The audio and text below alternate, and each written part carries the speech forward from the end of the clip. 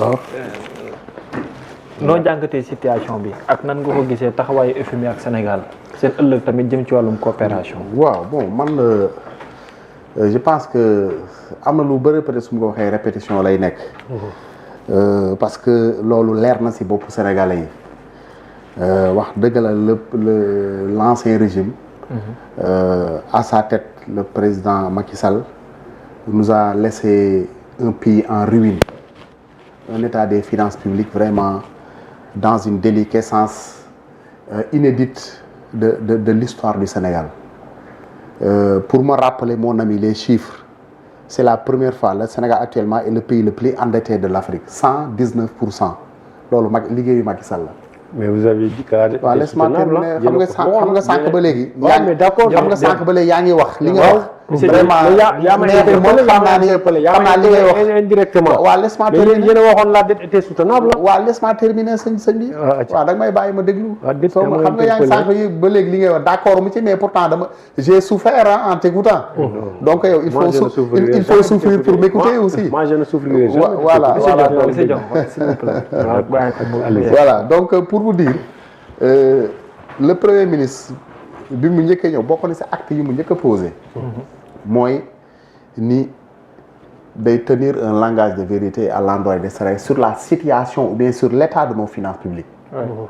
mu def conférence de presse ni actuellement la dette tourne autour la dette du Sénégal tourne autour le taux d'endettement tourne autour de 99,7%.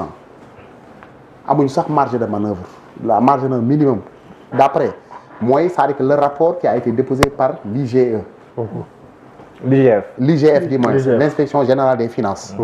xam nga ñooñu c'est des corps de contrôle te corps de contrôle yooyu fii leen Macky Sall fekk fii leen Macky Sall bàyyi.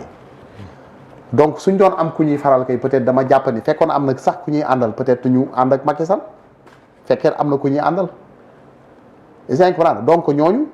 suñu taxee seen rapport mu nekk un rapport ba nga xam ne vraiment un rapport objectif teg ko xooluñu ci le président Macky Sall xooluñu ci le président Diomaye Faye dañoo wax sur l'état réel de nos finances publiques ni lii la. les deux rapports ni actuellement le déficit budgétaire tourne autour au lieu de Macky Sall il parlait de 4%. Au lieu de ce chiffre-là en réalité le chiffre réel c'est 12%. léegi nag premier ministre bi mu waxee xam c'est l'exécutif qui parle. c'est le chef de l'exécutif qui parle.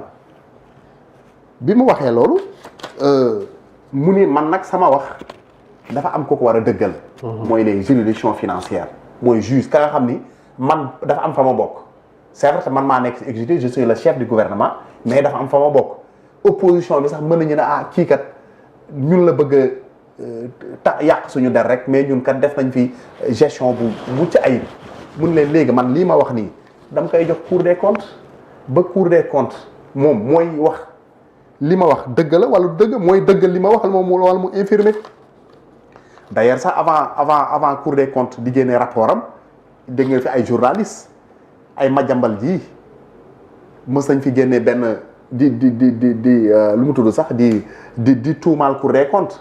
ba di wax sax naan rapport bi xaw ma dañ ko bañ a génne nangam parce que ça va pris du temps à l'époque Cour des comptes sax def na benn communiqué. xaw ma nag yéen koy fàttaliku wala. dañoo yokk yeneen année. effectivement c'est ça Cour des comptes sax def na communiqué pour leeral askan bi pour ne effectivement lu mu tudd sax rapport bi mu yor kenn publier gu ko mais daañu ko publier. bi ñu publier rapport bi xam lu ñu wax te rapport bi dafa aggraver les chiffres. qui ont été publiés par le Premier ministre et son gouvernement. Et ça, c'était une grande majorité aussi. Parce que le Premier ministre bu taxawee wax un chiffre de rapport bi génne benn. S'il te plaît laisse-moi terminer. xam nga wax nga ba pare ma déglu la mais laisse-moi terminer quand même. après mën nga soo bëggee répliquer mën nga répliquer bi ñu waxee loolu lu mu tudd sax sëñ bi le premier bu mu génnee chiffres ñu dem Cour des comptes ñëw aggraver les chiffres. parce que Cour des comptes dafa jël chiffres yóbbu ko à 119%. mooy le taux d'endettement déficit budgétaire bi mu yóbbu ko. à 14%, les dettes cachées dont vous parlez là, vous avez à 5 000 milliards. Il y a eu deux rapports. Si vous avez un rapport qui n'a pas été signé. ñoom loolu parce qu'il y a eu 2 rapports aussi. effectivement non ils ont dit leen kay yéen kay mën ngeen wax sax y a 100 rapports su la neexee vous êtes libre gouvernement bi du Sénégal l'État du Sénégal pour nga xam ne day assumer ses responsabilités yamul foofu mu jël affaire bi jox ko benn organisme nga xam ne moom c'est-à-dire que duñu sax ay sénégalais faf waa Forvis Mazars ñoom duñu sax ay sénégalais ñooñu si boppam confirmer les chiffres qui ont été lu mu tudd sax dégagés par la Cour des publiés par la Cour des comptes non seulement yemuñu foofu la Barclays qui est une banque anglaise aussi confirmer même les mêmes chiffres pour vous dire wax dëgg yàlla te chiffres yëpp c'est relatif à l'exercice de Macky Sall de 2019 à 2023 donc pour vous dire wax dëgg yàlla soo fi ñëwee taxaw naan Macky Sall a assuré une bonne tenue de nos finances publiques loolu wax dëgg yàlla non seulement yéen Macky Sall respecté wu leen Macky Sall respecte il ne vous respecte pas parce qu'il ne respecte pas les Sénégalais c'est-à-dire que Macky Sall respecté wul kenn ça c'est des jugements de valeur non laisse-moi terminer waaw mais laisse-moi terminer mais man la engagé moo tax ma koy wax man la engagé Macky Sall ne respecte pas les Sénégalais ne respecte pas l'intelligence des Sénégalais je ne suis pas ne respecte pas ses militants non je ne suis pas d'accord parce que quand même soo demee des chiffres à l'appui qui ont été confirmés mais ces chiffres par là les vous tenez à les justifier financières certifiées mais laisse-moi terminer sëñ bi par des institutions financières reconnues par leur sérieux yow ñu taxaw fii nga naan mais le FMI demande à ce qu'on justifie ces chiffres là chiffres yooyu kenn mënu leen justifier xanaa yenn chiffres nga may wax mais sëñ bi léegi dama lay wax xam nga moom man dama wax loolu ba pare léegi da ngay déglu ma waxaat la leneen tu vas souffrir encore plus xam nga non je ne souffre pas mais di nga gën a souffrir dama lay wax gis nga réunion FMI bi tey l'objet n'était pas pour le déblocage d'un nouveau programme il faut nga xam loolu le concept c'était pas ça liiral il faut nga xool l'information c'était pas ça l'objet c'était pour voir si le Sénégal a satisfait exactement les exigences du FMI c'est ça c'est le communiqué de la patronne de la FMI a effectivement confirmé que ni Sénégal liñ ko laajoon lépp moom def na ko. gis nga xam nga le programme. mais non dañ may déglu sëñ bi. xam nga le débat sur le déblocage ou non de nouveaux programmes par lequel c'est à mi-octobre la yam. dama la koy pour information da nga xam. ça devait se faire depuis voilà. ça devait se faire depuis loolu mi-octobre la. loolu depuis la waroon nekk. est-ce que vous comprenez donc ñu déglu ko. waaw sëñ bi xam nga nekkuñ sànq xam nga soo doon wax li nga ma doon wax dëgg yàlla. man ànduma ci. wax dëgg yàlla mais par respect. ak par esprit de. léegi moom waa affaire de compétitivité. yaa ngi comprendre moo tax ma toog seetaan la nga wax lu la neex. xam nga yow li nga doon wax rek lu la neex nga doon wax. mais par respect. mais par respect. non booga xoolal soo ci yow pare da nga koy may. voilà yow soo toujours yote après li ma wax soo si àndul aussi. voilà kii man la ma lay wax c'est des chiffres à l'appui donc loolu su amee.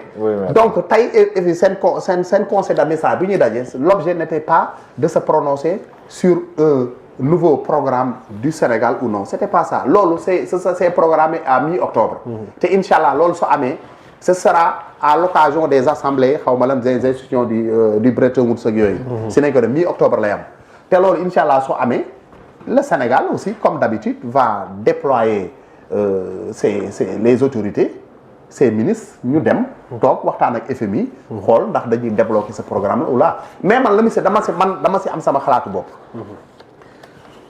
gis nga dañuy waxante dëgg gis nga FMI le président de la République l'a dit sama président nee na depuis 2018 il avait écrit un article un rapport envoyé que le premier ministre ñu saisir le FMI en ce moment-là le premier ministre était un député mais FMI bu ñu ko waxee loolu FMI sourde oreille la def faale wuñu mais tey say on est en train de vivre ces conséquences-là parce que lii le président de la République ka nga xam ne actuellement mu nekk au pouvoir et le premier ministre gisoon nañ ko. xamoon nañu Sénégal wax dëgg yàlla un pays qui ne produit presque absolument pas beaucoup de choses nga xam ne produit balance commerciale nekk déficitaire ba pare ñu am un régime ba nga xam ne wax dëgg yàlla soo xoolee train de vie am avec les projets qu'il avait engagés loolu da ngay xam ni wax dëgg yàlla lii y a un problème. honnêtement.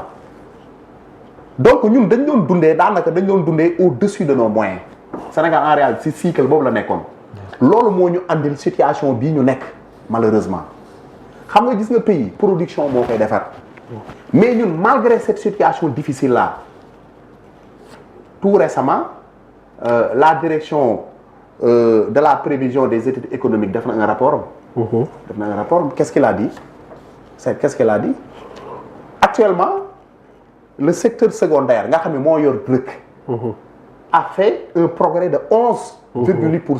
Tout à fait. Une croissance de 11,8%. loolu mooy liggéey gis nga liggéey du ay affaire de spectacle naan da ngay defar ay des infrastructures de prestige c'est pas ça gis nga yooyu après lay ñëw. xam nga li gën a am solo mooy nga def la base économique mooy nga fonder la base économique.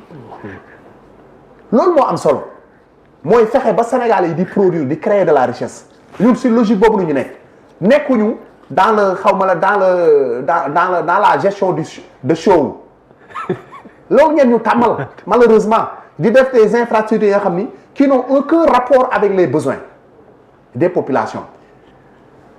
infrastructure effectivement baax na kenn du bi baaxul mais soo defee infrastructure nga xam ne infrastructure charge lay mujj nekk si ñun mais loolu amul njëriñ. au moins nga def des infrastructures productives et d'ailleurs soo seetee président de la République lors de ce dernier conseil des ministres loolu la wax soo xoolee mooy le projet du grand transfert d'eau yooyu mooy créer de la richesse. parce que transfert d'eau bi ça va permettre ndox mi l'eau douce là côté Kaolack côté Touba nga xam ne depuis 1960 pour man dama jàpp ne loolu c'est un échec pour le Sénégal. amul échec bu gën a rëy loolu. Sénégal depuis 1960 ba léegi Touba mënuñu naan ndox mu neex Kaolack mënuñu naan ndox mu neex et toute la région à Diourbel ak yëpp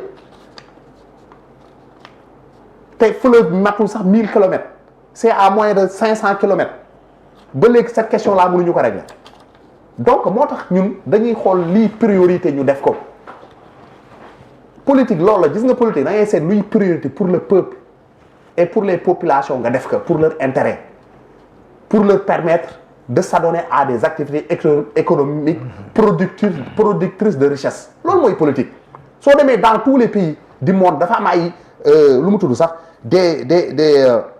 des besoins de base yi ñuy satisfaire d'abord ba pare mu jógee foofu ni l'électrification et l'hydraulique rurale loolu dafa am solo parce que mënoo wax développement sans électrification tu ne peux pas parler de développement sans électrification parce que courant léegi mooy doxal lépp mënoo wax développement aussi te waxu hydraulique rural aussi donc yooyu c'est des points ak d'autres points yi nga xam ne wax dëgg la ak un point qui est relatif aux coopératives pour permettre l'organisation de coopérative sur toute l'étendue du territoire pour nit ñi def ay groupements économiques di liggéey est-ce que sur des secteurs dans chaque pôle am na benn secteur ba nga xam ni moo koy benn filière ba nga xam ne moom moo fa gën a am doole par exemple soo demee dans la vallée c'est la filière riz nga dem peut-être dans le centre du pays il y a la filière arachidière nga dem feneen ak feneen.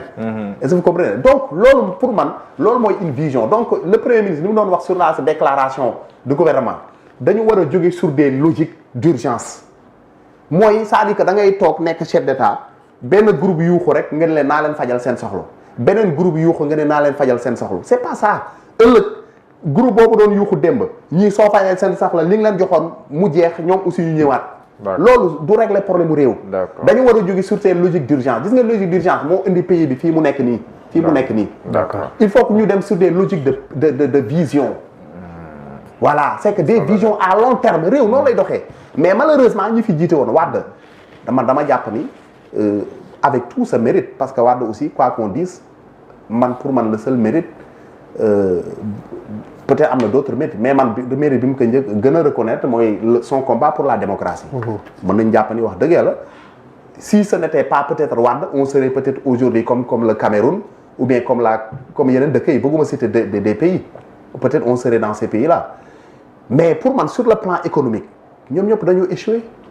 s'ils avaient quand même mené des politiques basées sur des visions à long terme heure bi Sénégal. mi ngi ci nekk un état émergent moom ak Maroc ñun ak Maroc ñooy tolloo niveau de développement. merci beaucoup parce que pour faire un développement c'est sur une génération. te génération xam nga lan la durée génération c'est 25 ans. parce que xale su juddoo ba bu muy am 25 ans loolu mooy une génération c'est-à-dire que bu juddoo ba bu muy nekk benn fa lay nekk waxambaane mën a jàng ba pare war a mën a am liggéey takka jabar. D'accord, merci. Donc le développement c'est ça mais yéen mosu leen xam le développement li ngeen xam mooy c'est-à-dire que politicienne ngeen xam. dem ngeen région bële su ma kii dinaa leen fi defal benn pont dem Casamance su ma fii naa leen defal benn tali yoolu ngeen xamoon c'était pas ça. développement dañ ko war a nekk mu nekk vraiment une politique qui est coordonnée. benn politique ba nga xam ne dafay am benn objet avec des projets structurants loolu mooy développement. léegi loolu su ko defee dafay am impact parce que nit ñi xam nga lan problème bi nit ñi. Il y a un grand politicien d'ailleurs, Cheikh Tidiane Gadio, qui disait qu'il faut libérer les énergies. Il a parfaitement raison, mais malheureusement, il n'y a jamais une politique au Sénégal qui a été menée pour libérer les énergies. D'accord. C'est ça, donc nous, on est dans cette logique-là, pour libérer les énergies, permettre aux Sénégalais de produire eux-mêmes et permettre aux Sénégalais d'être les vrais acteurs de développement. Nous, c'est logique. Merci beaucoup. Voilà. Dans le docteur Sadio. Professeur, nan nga jàngatee diggante Sénégal ak